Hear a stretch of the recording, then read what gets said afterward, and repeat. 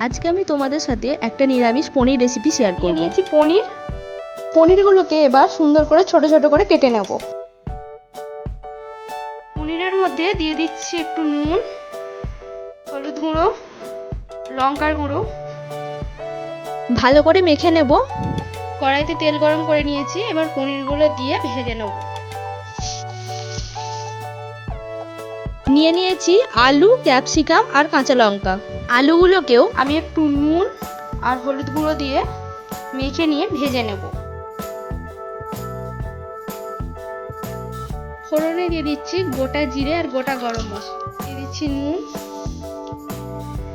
দই, আদা বাটা, টমেটো বাটা, হলুদ গুঁড়ো, লঙ্কার গুঁড়ো, জিরে গুঁড়ো, সবটা খুব ভালো করে মিক্স করে নেব।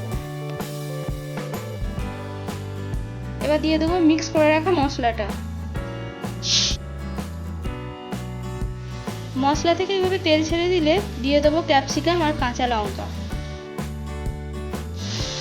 দিয়ে দেবো আলু, পনির, জল দিয়ে দিলাম। ভাত, মুগের ডাল, পনিরের তরকারি, পাঁপড় ভাজা আর এক পিস গন্ধরাজ লেবু থাকলে নিরামিষ খাবার দিনেও এক থালা ভাত আরামসে খাওয়া হয়ে যাবে।